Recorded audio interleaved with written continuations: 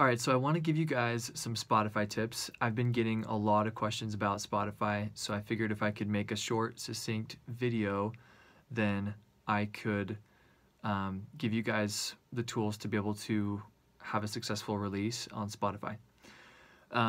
First, I want to talk about editorial versus algorithmic playlists. To me, it felt like a huge accomplishment when I got on an editorial playlist with my band Suit Up Soldier. But in the end, I think it was more of an ego booster because we ended up maybe getting 6,000 plays from that playlist.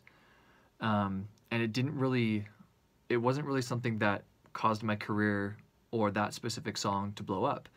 But algorithmic playlists, on the other hand, are huge because those have been a game changer for my career and have helped to bring in over 8,000 monthly listeners and over 300 Spotify followers just in the span of a year. So I want to mention kind of the difference is that an editorial playlist is created by a human. Someone that works at Spotify is listening to your music and trying to figure out where it fits on one of their playlists that they curate. But an algorithmic playlist is made by a robot. Humans are not involved in making them. The general understanding right now is that editorial playlists are only curated by humans, but there is a rumor that eventually those editorial playlists will also be curated by artificial intelligence, according to their algorithms, and that to me kind of makes sense, and I can explain more about why. But I understand that these algorithmic playlists, such as Discover Weekly, Release Radar, Radio, On Repeat, New Music Friday. Actually, New Music Friday might be an editorial playlist I'll have. I can't remember which one that is. But let's talk about Discover Weekly because that one's been the main one that has kind of kickstarted my career, and that I think, from my understanding, is the biggest one that artists get discovered from. So Spotify's algorithm is a huge matrix. So it has all these data points of columns and rows, so that they can use those data points to match things together. And in this case, they're trying to find the biggest thing about getting new artists heard is that they're trying to find users that are like each other. So if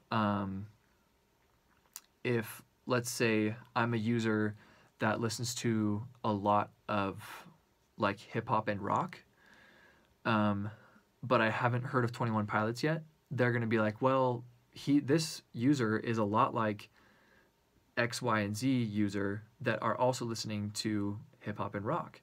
And they're all listening to 21 Pilots and he's not, so let's introduce him to 21 Pilots, and that will show up on one of my algorithmic playlists that Spotify offers me as a user. So anyway, loosely speaking, a big portion of the algorithm works off of a point system. So Spotify will receive positive, neutral, or negative data.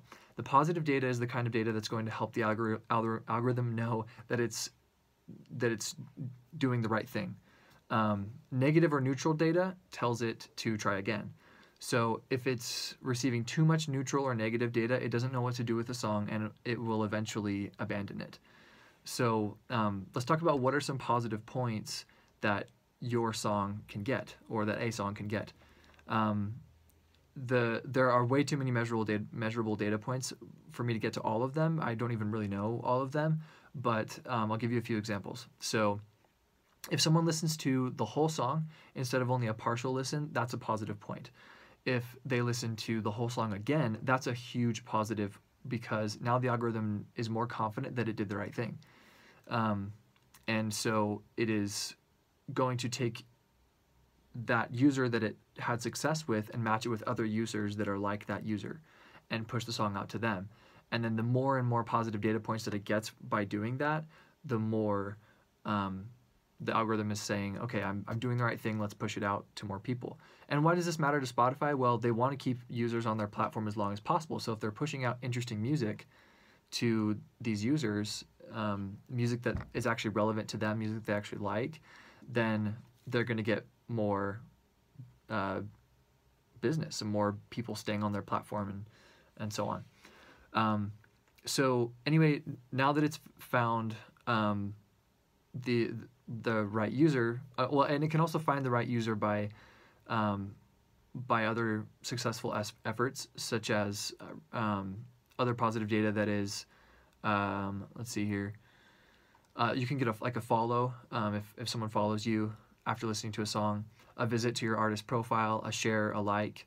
These are all positive points that can be used to find real fans. So this knowledge is really key, because now you can know how to run a more focused campaign and streamlined campaign, because instead of spamming your friends, now you know, okay, I need to get more positive points on my song in order for it to get seen, because if it gets too much neutral or negative data, it's going to drop off playlists and get abandoned. And so it can be detrimental to you to spam everyone and tell everyone to listen to your song, in a sense. You still want to get the word out, but you want to find the right people. It's more important to find the right people than to get the streams. And I'll give you an example of this. Maybe I'll do a screen capture, maybe I won't. But on this first video, I think I just want to get the point across before I start tweaking how I make these videos. There was a guy that I was talking to. Sorry if you're watching this, Josh Snyder. I don't mean to throw you under the bus. He's from Louisiana. He's not the Josh Snyder from Provo that some of my friends know. But he is a fantastic worship artist, and his songs are good. And I think by running a more streamlined campaign, he can get in front of more listeners. But he did run a Facebook campaign through basically a service that kind of automatically finds listeners for you without you really doing the work to find out who your audience is. They kind of do it for you. And these campaigns can be good, but this particular campaign got him placed on like a Brazilian playlist that had a lot of listeners. And so he got 10,000 streams on this song, and he only has 38 monthly listeners. So what does that tell you? That tells you that none of those streams converted into real fans. They were either robots listening to his music to try to prove that his money was worth running that campaign, or it was a bunch of people who streamed for at least 30 seconds and then stopped listening because they didn't feel like it connected with them. And that's a negative/neutral data point, and Spotify is going to abandon that, and then it just doesn't know what to do with the song. And so he ended up with 38 monthly listeners after the fact. And so just know that it's about finding the right people. Your music is going to connect with someone. You have to find out who they are. So a couple ways that we can do this. So first and foremost, you need to know who your song sounds like. And I don't mean you as an artist overall. That can be relevant, but I mean just that song particularly, because maybe you wrote a pop song, but then your next song is more kind of indie folk. And maybe your true fans can like both, but that particular song, if you're trying to connect to people and new fans, that indie folk song is not going to be put out to the pop listeners on the algorithm. So, or is less likely to. So find out who your song sounds like and what other artists that you can compare that song to. And you may not be able to objectively do this as the artist, so you need to reach out to friends and fans that you trust as either professionals or people that can give you unbiased opinions of your sound-alikes, so that you can find out who the audience is for this song and who to advertise to. And that way you can actually put together a Facebook ad, Instagram ad if you want. I've had more success with Facebook ads, but Instagram is fine as well. But then you can put together a streamlined social media ad that's geared towards those specific audiences by putting in under the interests tab on the back end of running the ads. There's like an interest section where you type in the interests of the audience that you're looking for, and you can say that the interest is in Ingrid Michaelson if that's the song that you sound like, and so on and so forth. There's probably many other artists like her that you could put if your song sounds like that. So then another idea is that you could create a Spotify playlist with bands or songs that are similar to yours that are bigger, and then stick your song in the middle of it and ask your friends and family to just jam that playlist on repeat, and even overnight if they would like. You can actually, I don't know how much longer Spotify will allow this, but you can actually turn the volume down on your Spotify. If you have a Spotify premium account, turn the volume down, turn the song on repeat, and let it play overnight. Then Spotify assesses that data, and it can suggest your song algorithmically to other people who also listen to that type of music that that you stuck your song in between, and to those particular artists.